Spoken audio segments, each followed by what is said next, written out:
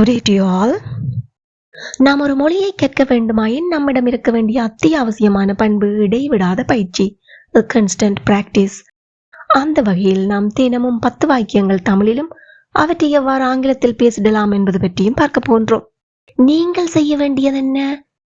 தினமும் 10:30 மணிக்கு காலையில் வெளிவருகின்ற இந்த வீடியோவை பார்வையிட்டு இங்கு பயன்படுத்தப்படுகின்ற வாக்கிய அமைப்புகளில் தினமும் பேசக்கூடிய வாக்கியங்களை முடிந்தவரை உருவாக்கி பாருங்கள், எழுதி பழகுங்கள், பேசி பழகுங்கள், மறக்காம கமெண்ட் பண்ணுங்க. One day you can be fluent in speaking English. If you have any doubts, please do comment. I will help you. Now, let's move on to the video. உண்மையை பேச நான் பயப்படவில்லை. இங்கு நான் பயப்படவில்லை என்பதை ஆங்கிலத்தில் I'm not afraid. I'm not afraid அப்படின்னு சொல்வோம். இதனுடைய வாக்கிய அமைப்பாக I'm not afraid to plus verb என்பதையோ அல்லது I'm not afraid of plus noun என்பதையோ பயன்படுத்த முடியும். உதாரணங்களை பார்க்கும்போது உங்களுக்கு மேலதிக விளக்கம் கிடைத்துவிடும். உண்மையை பேச நான் பயப்படவில்லை. I'm not afraid பேச to speak the truth. I'm not afraid to speak the truth. எங்கூட சேர்ந்து சொல்லி பாருங்க. I'm not afraid to speak the truth. புதிய விடயங்களை முயற்சிக்க நான் பயப்படல, ஒரு செயலை செய்வதற்கு. ஆகையால் afraid to. I'm not afraid to try new things. I'm not afraid to try new things. எல்லாரும் பயப்பட்டு சத்தமா சொல்லி பாருங்க. Very good. I'm not afraid to try new things. மாற்றத்தை இட்டு நான் பயப்படல. மாற்றம் என்பது ஒரு பெயர்ச்சொல். ஆகவே afraid of. I'm not afraid of change. I'm not afraid of change. Again, I'm not afraid of change. நான் நானாக இருக்க பயப்படல. நான் யாருக்காகவும் மாற விரும்பல. ஏன்? நானாக இருக்கிறதுக்கு எனக்கு பயமே இல்லை, பயப்படல. I'm not afraid to be myself. I'm not afraid to be myself. எங்கூட சேர்ந்து சொல்லி பாருங்க. I'm not afraid to be myself. கடின உழைப்புக்கு நான் பயப்படல. Please comment your answer.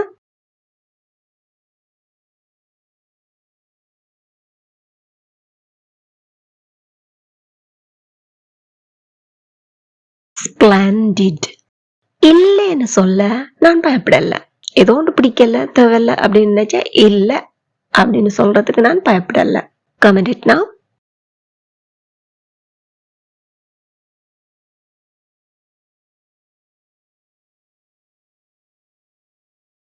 Well done. சவால்களை எதிர்கொள்ள நான் பயப்படல. Comment it now.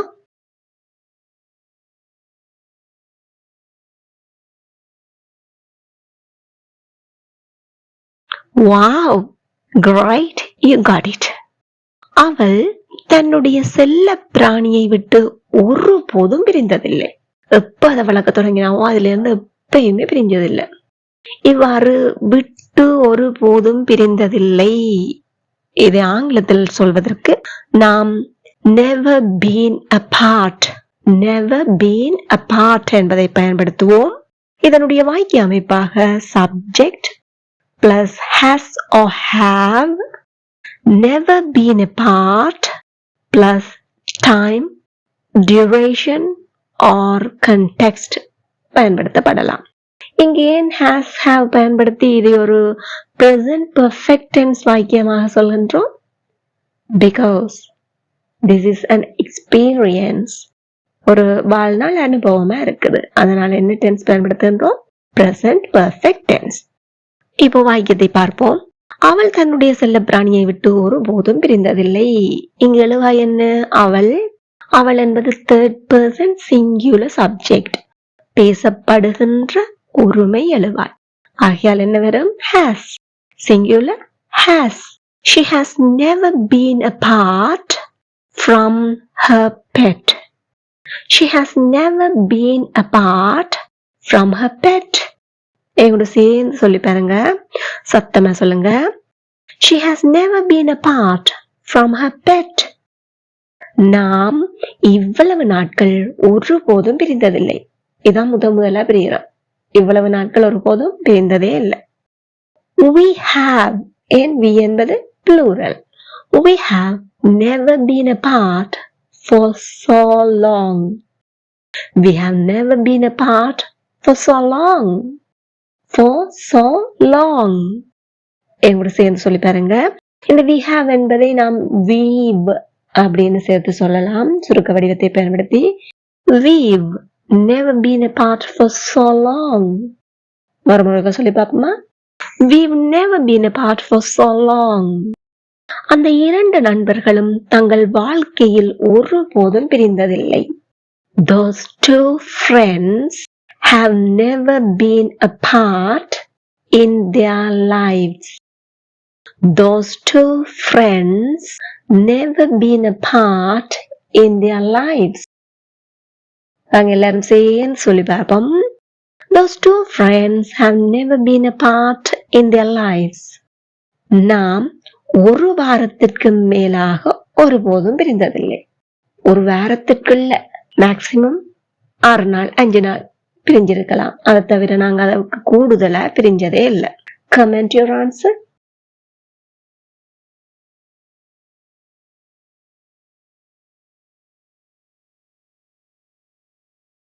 Amazing, you got it.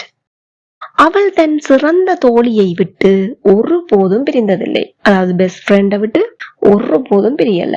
Comment it now.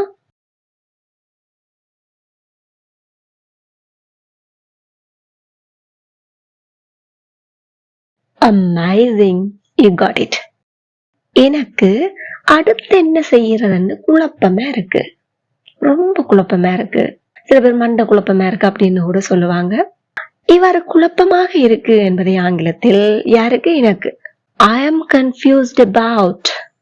I am confused about என்றவாறு வெளிப்படுத்துவோம்.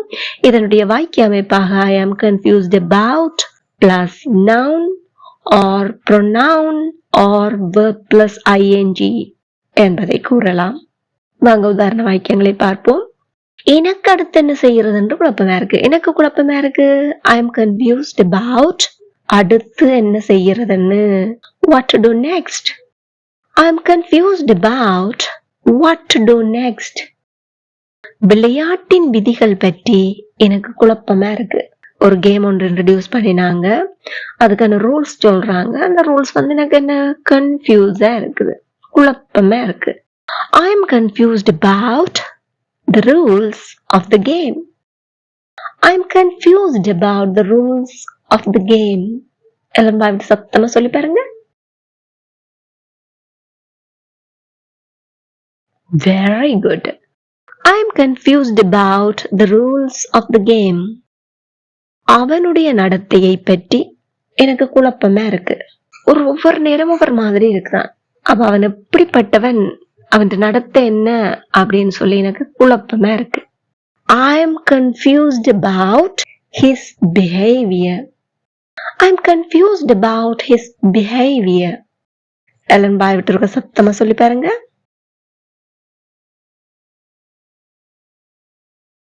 Very good. I am confused about his behavior. எந்த பஸ்ஸை எடுப்பது என்பது பற்றி எனக்கு குழப்பமா இருக்கு.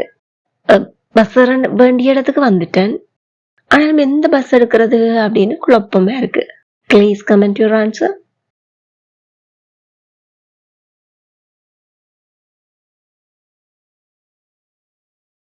Splendid, you got it. இந்த வார்த்தையின் அர்த்தம் என்ன அல்லது இந்த வார்த்தையின் அர்த்தம் குறித்து எனக்கு குழப்பமா இருக்கு. Comment it now.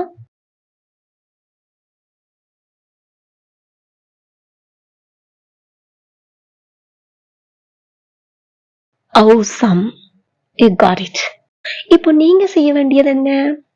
I'm not afraid to plus verb or of plus noun என்பதையோ subject plus has or have never been a part plus time or duration or context என்பதையோ I'm confused about noun or pronoun or verb plus ing என்பதையோ பயன்படுத்தி நடைமுறையில் பேசக்கூடிய வாக்கியங்களை சிந்தித்து பாருங்கள், ஆங்கிலத்தில் எழுதி பாருங்கள், பேசி பயிற்சி செய்யுங்கள், மறக்காம கமெண்ட் பண்ணுங்க. Then it will be helpful for other viewers, and if you have any mistakes or doubts, definitely I will help you. இந்த வீடியோ உங்களுக்கு ரொம்பவே பயனுள்ளதாக இருந்திருக்கும் என நம்புகிறேன். மறக்காம ஒரு லைக் பண்ணிட்டு முடிந்தவரை மற்றவர்களும் பயனடையும் வண்ணம் அனைவருடனும் ஷேர் பண்ணி கொள்ளுங்க. இதே போல மேலும் பல பயனுள்ள வீடியோக்களை பார்வையிட இந்த சேனலை இப்போவே சப்ஸ்கிரைப் பண்ணி அருகே உள்ள பெல் ஐக்கனை அழுத்தி கூடவே ஆல் என்கின்ற ஆப்ஷனையும் select பண்ணிக்கொள்ளுங்கள். Thank you for watching.